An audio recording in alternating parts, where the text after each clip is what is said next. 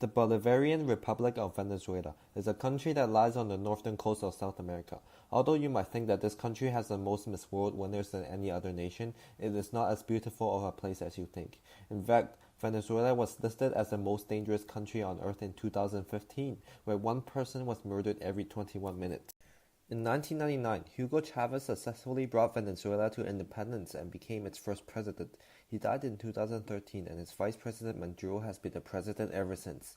Unfortunately, after Chavez's death, global price of oil greatly decreased, which left Venezuela's oil industry devastated.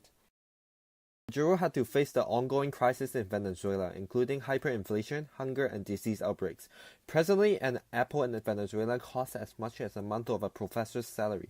Venezuelans cannot even survive in their own homeland, causing 3.4 million of them, which is 10% of the population, to flee to neighbor Latin American countries. Here are some implications for the Venezuelan government. First, the government needs to recognize a humanitarian crisis and accept international donations, so there is food and resources to keep Venezuelans from fleeing. Furthermore, by creating incentives to bring back health workers, the number of medical personnel will increase so Venezuelans can get basic medical services. Recommendations for neighbors. Firstly, more Latin nations should take in refugees, relieving the stress on helping neighbors.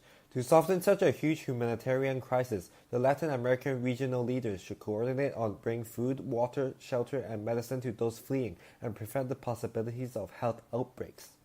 Moreover, the fleeing refugees are most vulnerable to human trafficking and extortion, and almost one half of refugees are children.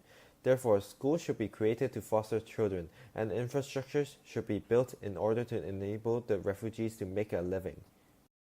So here are 3 take-home lessons for you. First, the Venezuelan crisis does not only cause local problems that greatly deprive quality of life, but also result in global health crises, such as the re-emergence of once eradicated infectious diseases that come from Venezuela. Number 2.